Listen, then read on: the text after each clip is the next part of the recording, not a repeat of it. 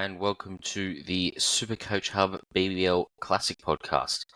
I'm your host Nathan from Supercoach Guns. Before we get into today's video, make sure you're following the Supercoach Hub on Twitter at Supercoach Hub, on Instagram at the Supercoach Hub. There's underscores between each of the words, and make sure you're following the account that I'm a part of, Supercoach Guns. On Twitter, it's just at Supercoach Guns. On Instagram, for Big Bash content, it's at supercoach.bbl.guns. And for NRL content, it's nrl.supercoach.guns. So yeah, let's get straight into it. We're going to start off with some news, but we'll also be going through every predicted 11 today. Normally I do the full team previews. We're running out of time. There's so much news to cover, and that's constantly changing or how we perceive things. But a lot of people have been asking for predicted 11s. I think now's the time that we just address it. So let's start out with the news. So Spencer Johnson. So he's obviously did his hamstring a while back. Still recovering from that. He withdrew from the Australia-India series, which just started. I don't know. I think he's touch and go. I think he was touch and go to be in this series, but it sounds like he'll be good to go for the Big Bash. Just something to monitor there. They could do some resting or some trickery. Depends on how light on they are in their squad. Xavier Bartlett returned to bowling at club level. So he'd been playing, but he had niggles, or he had some sort of serious injury over the off-season. And so he did his bowling, so he stopped that. He'd been playing as a batsman at club level, but now he's all good, and, well, I expect him to be fine for BBL. Jack Wood, he's signed on for the Brisbane Heat. People will remember the name, albeit very vaguely. He played for them around 3 seasons ago. He's a left arm leg spinner. He's got a sort of a frog in a blender action sort of thing. He's got that going on. He can, but now, since we last seen him, he's become more of a batting all rounder. Bat anywhere in their top 6, can bowl 4 overs if required. His bat bowl 62.5k. Will the stars align for him to be a really good pick round 1? I don't know. He might be a worthwhile cheapie just to bench loop in. Just something to consider. Now, the BBL has been rocked by the top 2 picks taken in the BBL draft. They both pulled out. Harry Brooks pulled out due to workload, I believe. Bit of a rubbish reason. However, Rashid Khan's had a minor back operation for an injury he sustained during the World Cup, and he's out of the BBL. We wish both of them all the best. Hopefully they're back down under next year. The Prime Minister's 11 is set. Well, the Prime Minister's 11 is out, actually. And I'm going to get the full list up here. In the meantime, Jai Richardson has returned in the Marsh Cup. He got through his overs okay, it seems. And he will be fine for the start of BBL. I'm leaning towards picking him personally, just because of, he's a high caliber fast bowler. He's got the double, and with the impacts that we got from the Prime Minister's 11 announcement, which I'm about to read out to you, I think you can now afford to have one of Matthew Short or Joe Richardson. All right, here we go. Prime Minister's 11, and it's bad for the Brisbane Heat. Nathan McSweeney, so that's one. He's the captain. Cameron Bancroft, Cameron Green, Marcus Harris, Nathan McAndrew, Todd Murphy, Michael Neser, Jimmy Pearson, Matthew Renshaw, Mark Steckity, and Bo Webster. Now, Mark Steckity, he was obviously at the Brisbane Heat. Now he's at the Melbourne Stars. So the Stars lose Steckity and Webster for the early parts. Interestingly, though, the Thunder don't actually lose anyone. So, because of the timing of their first game, they won't actually lose anyone from their lineup, which I found rather interesting, because it probably means that there's no opportunities there for anyone to crack their side. We'll go through their predicted team fairly shortly. Hayden Kerr, he's injured. Side soreness. He's in a pretty bad way. He recently wasn't named due to injury for New South Wales for their final Sheffield Shield fixture before the Big Bash starts. And apparently he's on track to return in BBL 13. It doesn't say at what point, so he might miss the start. Same applies for Jack Edwards and Liam Hatcher. They're both in the same boat. Jack Edwards was a popular cheapie early on just because he was in some decent form. And Liam Hatcher had just signed with the Sydney Thunder and would have pushed for a starting spot in their 11. I think they'll just start McAndrew now over him, well and truly. Anyway. The next bit of news, obviously, Joel Paris. He strained his groin, however, it looks like he will be fine for the start of Big Bash, but something to monitor there, because he's great at finding new ways of getting himself injured. Obviously, we touched on Liam Hatcher. He's got foot soreness. Sounds like he'll be okay for Big Bash, but it's not completely known yet. Ashton Turner has a bit of knee soreness. He should be all right. All these are just niggles going into the BBL rather than serious injuries. But speaking of a serious injury, Matthew Kelly, he's progressing well in the rehabilitation of his calf injury. I was on Honeyball BBL's podcast during the week, and he broke that news. So that's good for them, for the not Brisbane Heat, Perth Scorchers. It's good for them because it'll give them extra depth, and well, it just depends on whether they can mix it up between Lance Morris and Matthew Kelly. Also, Marnus Labuschagne and Usman Khawaja are set to play in Game 1 of the Brisbane Heat's season. So the first game of the BBL, Marnus and Usman will be playing. This throws their lineup into disarray because it'll be completely different for Game 2 when they're in the test squad. Oh, wow. We'll get into the ramifications of that. Meanwhile, the Australia and India played their first T20 international. India won in a tight one. They got home on the second last ball. 8 for 209, maybe? Yeah, I think 8 for 209 sounds about right. So they chased that down. India should have got home comfortably. They needed 15 or 15, and they lost 3 wickets in the final over trying to get 6 or 7 runs. So it was good pressure from the Aussies, but the standout by far was Josh Inglis. He scored 155 Supercoach points. He now has the equal fastest century for an Australian. So he clearly found a little bit of form.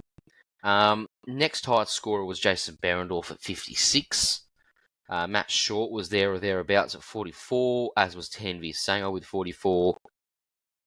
Sean Abbott got 33. Look, he's a gun when they're bowling first, because he just means that he's really involved. And for some of these blokes, you just don't read too much into their form. But Inglis is an interesting one because if he's in, he's not very highly owned. He'd be less than 10%, I think. And at that sort of in form, maybe depending on how he goes for the rest of this series, in that sort of form with low ownership and a double round one, it does beg the question: should you pick him as a pod? Now, of course, I better make sure that he's actually in pod ownership. So let's see, Josh Inglis. Here we go. Yeah, he's owned by 16%. That's more than I expected. Anyway, okay. So, pardon me. Let's get into the predicted lineups for each team. Now, I've just got them up here.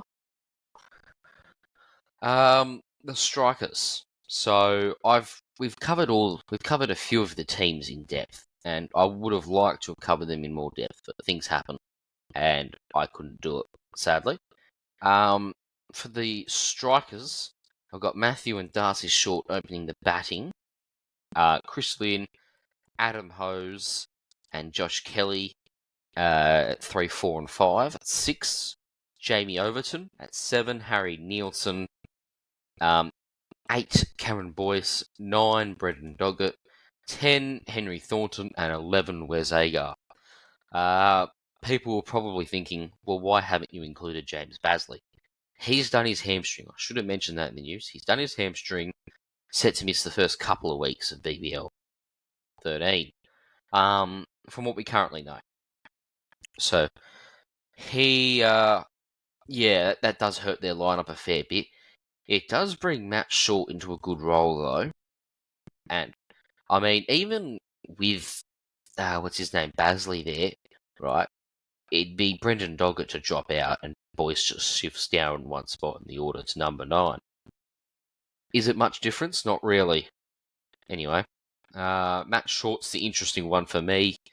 I've got my eyes on a Jai Richardson to Matt Short trade going into round 2. I think Kane Anderson pointed it out to me that might be a wise move, and I think I agree. In terms of their middle order, not much relevance. Jamie Overton's an interesting one. He's batting 6. It depends on how many overs Matt Short takes off him. I see Overton and Short sharing 4 overs, 2 to 3 for each of them. Matt Short basically in the same role he was last year, so I'm pretty happy with it, to be honest. For the Brisbane Heat, I've got Usman Khawaja and Colin Munro opening the batting. I have Marnus at 3, Sam Billings at 4, Max Bryant at 5, Jack Wood at 6, Paul Walter at 7, Jack Wildermuth 8, Xavier Bartlett 9, Spencer Johnson 10, and Matthew Kuhneman 11. In this team, I'm mainly interested in Colin Munro, Sam Billings, and Spencer Johnson. I have flirted with the idea of Jack Wood as a bench cheapie. I'm not sure how that's going to pan out. Mitch Swepson doesn't look like he's going to crack this team. I'm not really sure how that's happened, but yeah, I don't think he's just really dropped off a cliff for the last couple of years, and I think he's going to need to switch clubs. Max Bryant's the only weak spot in that lineup to me. Jack Wood, I think, will play his role pretty well, but Max Bryant's really got to kick on now. He's been given a lot of grace because of his lack of maturity, but now he's just got to go on with it. You'll also notice Josh Brown isn't in there. I don't think he'll crack it with Khawaja and Marnus there, but I do think he will. He will open the batting with potentially Jack Wood, potentially Max Bryant, and then Munro would shift to number 3. Is my thinking.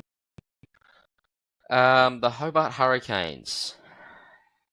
I have McDermott and Jewell opening the batting, Sam Hain and Matthew Wade at 3 and 4, Corey Anderson at number 5, Tim David at 6, Chris Jordan at 7, Nathan Ellis at 8, Peter Hatzoglou at 9, Paddy Dooley at 10, and Riley Meredith at 11.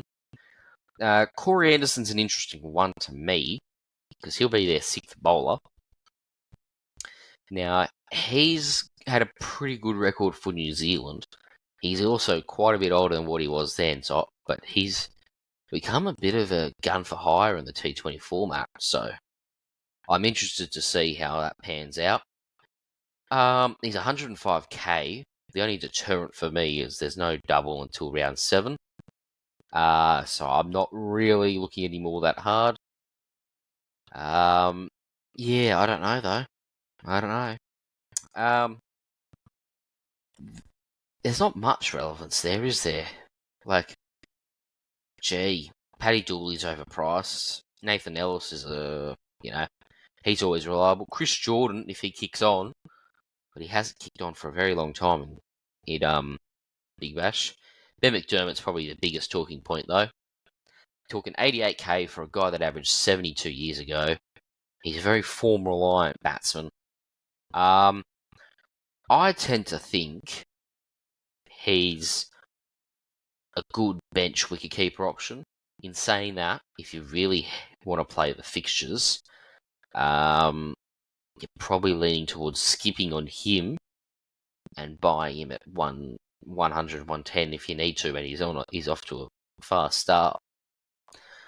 Anyway, Quinton de Kock and Joe Clark, I have opening the batting for the Melbourne Renegades. Number 3, I have... sorry, one sec. This lineup is incorrect entirely. Well, not entirely, actually. It's just one player I was missing. Here you go. Okay.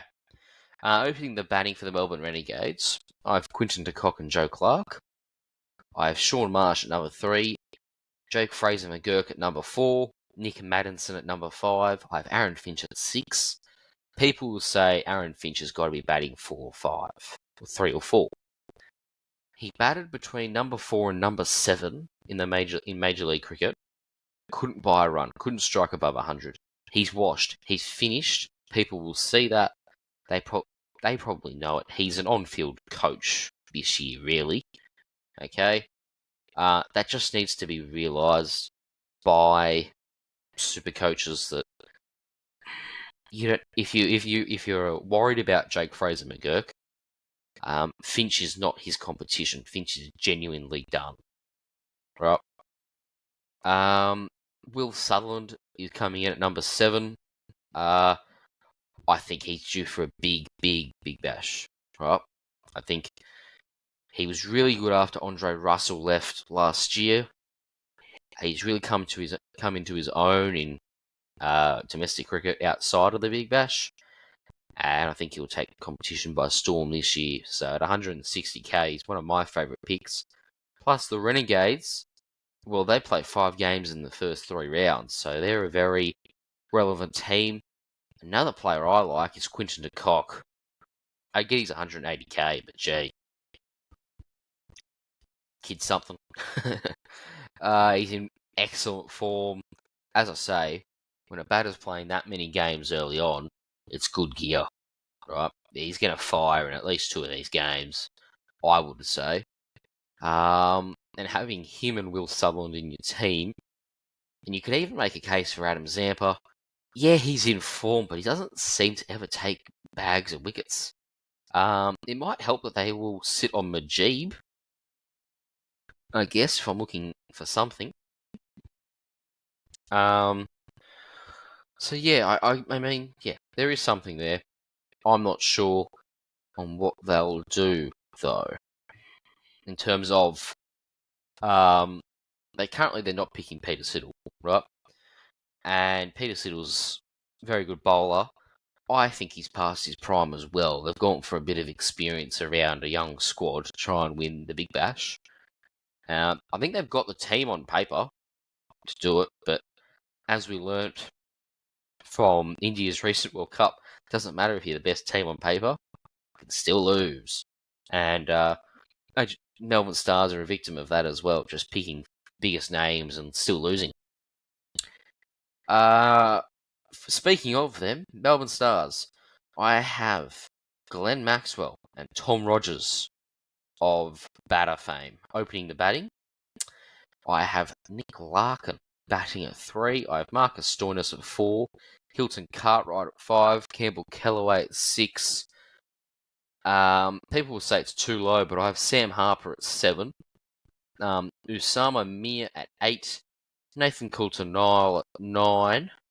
Either Joel Paris if he's fit at 10, if not Brody Couch and Harris Ralph at 11. Now, the big talking point here is their openers. I personally think it'll be Maxwell and Rogers.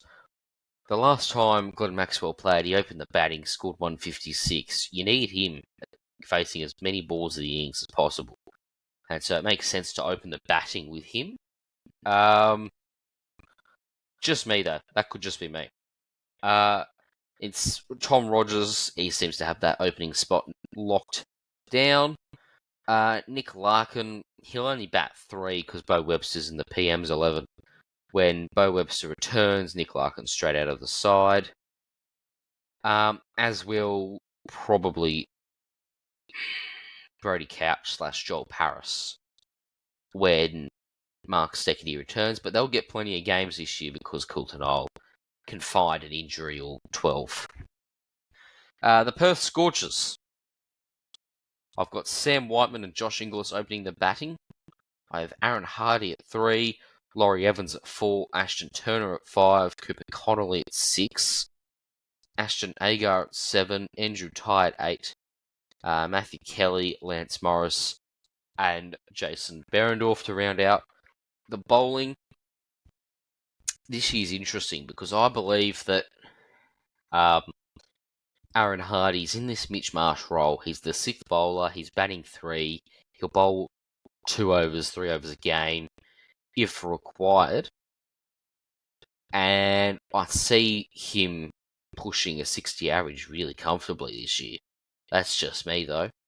Sam Whiteman's a very interesting cheapie. He's in a bit of form. He has failed in this format a fair few times, but look, I'm willing to give him a go. He's back at Perth. He should have an opening spot nailed down, just judging by the way they've lined up. Josh Inglis will move back to number 4 when Zach Crawley returns from English duties.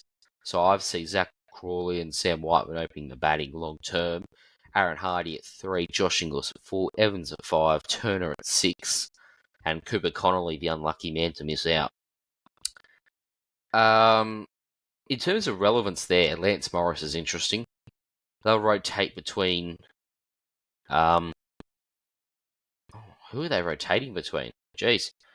I guess Connolly might get a bit more of a go.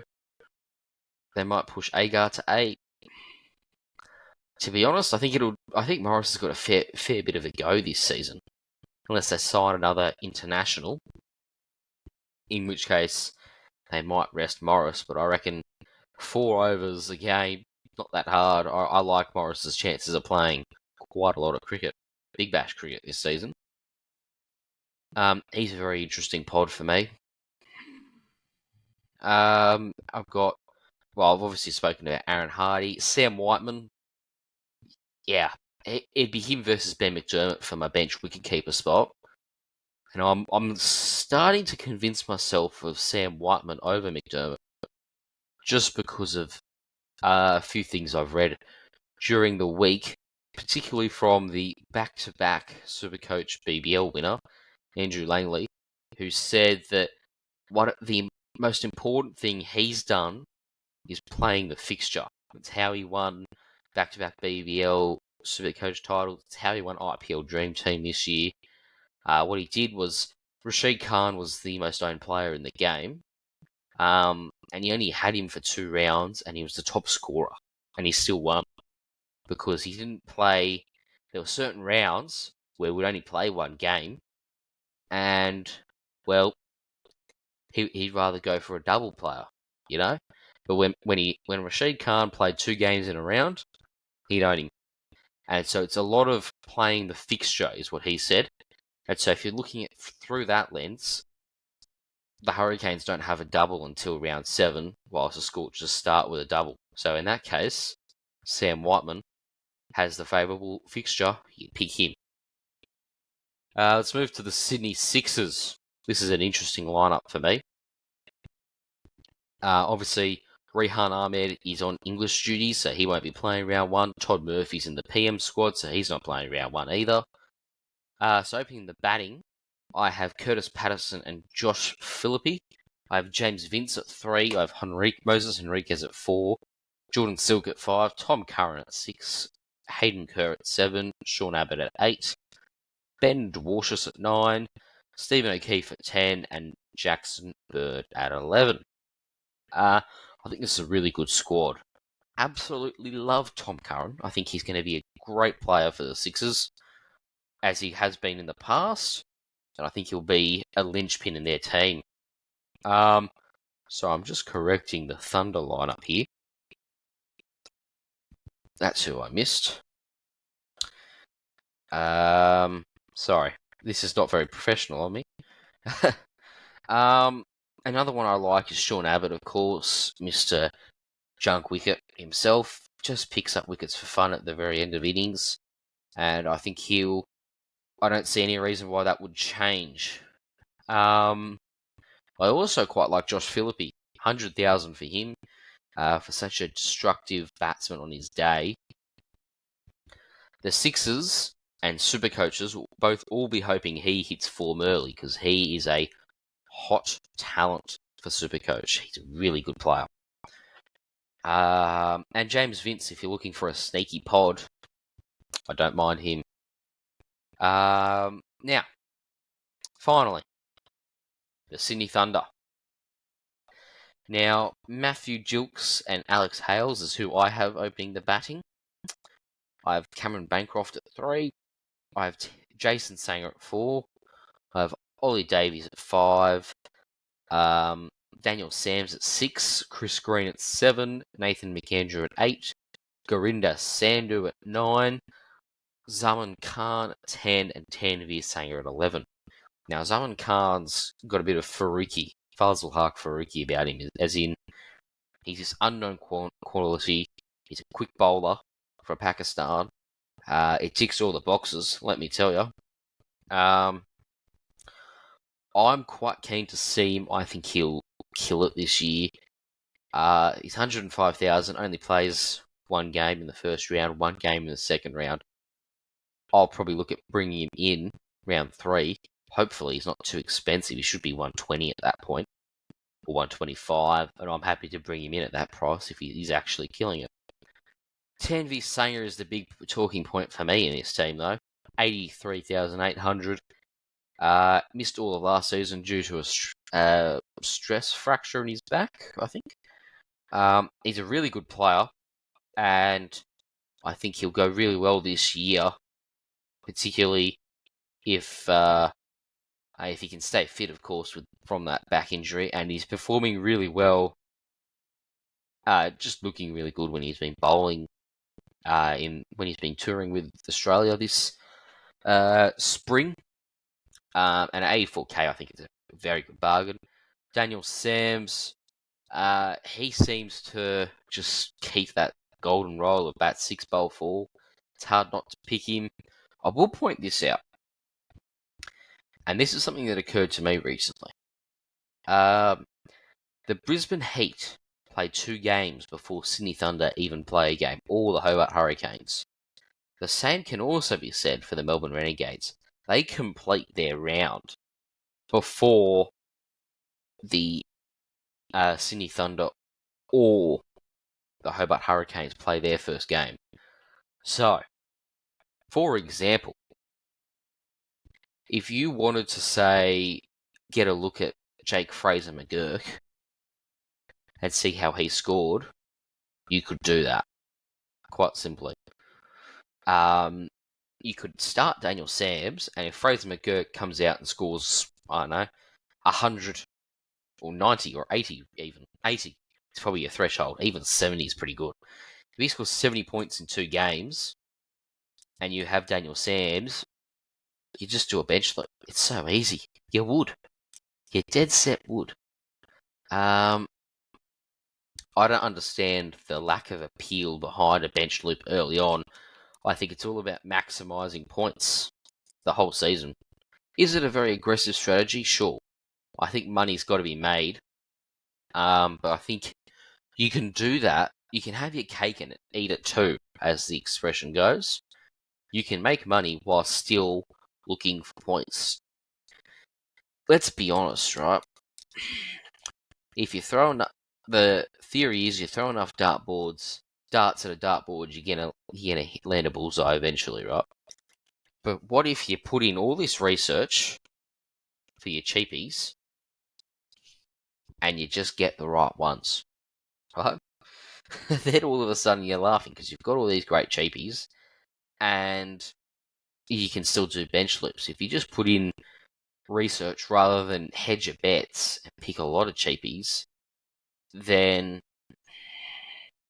it's an advantage, well and truly, in your favour. Because the extra, like, not all the cheapies are going to work out, right? That's a given.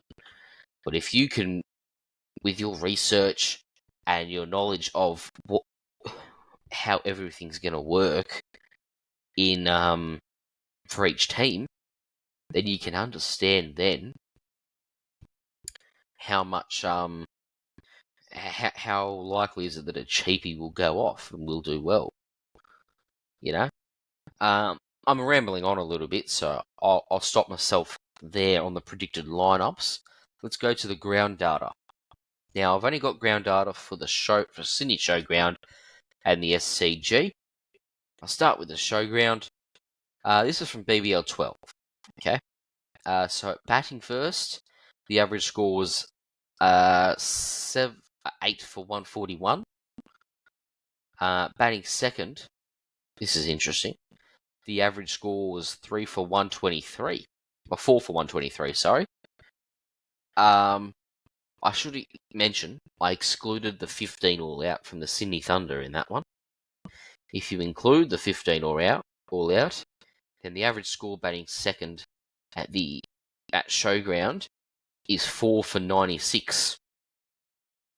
So put it this way, it's a very bowler-friendly deck. The amount of wickets in the second innings is interesting. I don't know if that pattern's going to continue heading into this season. Pace bowlers' strike rates. They're getting a wicket every 14 balls. Spinners, though, they're getting a wicket every 23.5 balls. So that's interesting. Only one a spell, whilst the pacer is more likely to get 2, 1.5 roughly, judging by the numbers. Yeah, I found that quite intriguing. The SCG, batting first, the average score is 6 for 148. Batting second, the average score is 7 for 120. Oh, I should say for Showground, for another interesting statistic here. I don't think it's a relevant statistic for Supercoach, but just interesting to look at. Percentage of games won by the batting first team is 40%. So even though the runs scored is less, you're less likely to win. I guess it seems to be a common occurrence in these numbers we find. At the SCG, the percentage of games won by the batting first team is 66.7%. So you win more often than not if you bat first, and that's reflected in all of the statistics. It's a bowler-friendly ground. They both are, really, in Sydney. Pace bowlers will strike at 18 balls for a wicket, as will spinners. They both strike at 18 balls. So, yeah, I think that's more like a wicket and a half a spell. Closer to 2 wickets for pace bowlers at Showground. So, yeah, both these grounds seem to be very wicket-friendly grounds. I would paces at Showground and the SCG seem to be the way to go, but bowlers at the SCG are perfectly fine. And the reason I bring up that is, if I'm not mistaken, okay. The Sydney Sixers take on the Melbourne Renegades at the SCG in the first game. Now, for the Sixers, of course, you have Tom Curran, Sean Abbott. They're the leading bowlers for the Sixers. They'll benefit from that, particularly if they bowl first. There's lots of wickets on offer. Then you've also got Will Sutherland for the Renegades. Adam Zampa will have a lovely time at the SCG. And maybe, just maybe, you think about trying to find a way to bench looping Josh Philippe. I've just noticed that the Sixers play twice before the Thunder even play. So you could bench loop Josh Philippe with Daniel Sams. And that's something that I'm probably going to investigate. In fact, why don't we do that now? So, currently, I'll read you my lineup. I have Sam Billings and Ben McDermott as my keepers. Although that's going to change right now. I'm going to move Sam Whiteman to wicketkeeper.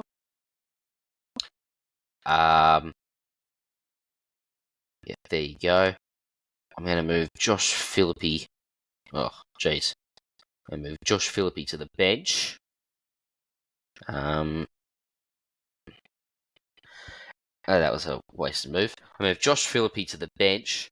And I'm going to bring in, I don't know, who else? Jack Wood, I guess. I mean, I know I'm going to start him in my team just because of how it will line, how the fixture lines up, and the fact that they've got a triple, right? But I'll probably bench loop him in, and then I need $100,000 for a bowler. For wicket keepers, Sam Billings and Sam Whiteman are my keepers. In the batting, I have Aaron Hardy, Daniel Sams, Will Sutherland, Colin Munro, and Glenn Maxwell, with Josh Philippe and Jake Fraser McGurk as my Oh, actually, I don't have. And Jake Fraser McGurk. Yeah, I do have Jake Fraser McGurk. Then I have Jai Richardson, Tom Curran, Spencer Johnson, Harris Ralph, and Tanvir Sanger in my bowls, with Jack Wood there as a bench loop, and I have enough in Nikhil Chowdhury in there as well. Overall, I'm pretty happy with how the team's looking. I'll probably look to find another Nuff or a cheapie.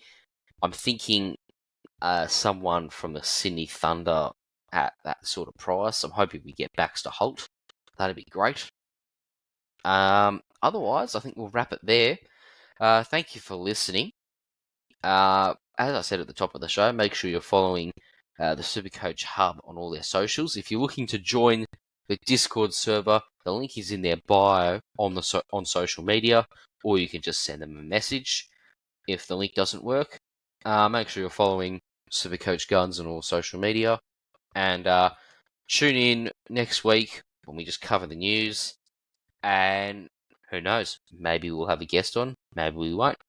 Anyway, thanks for listening, and I'll catch you next time.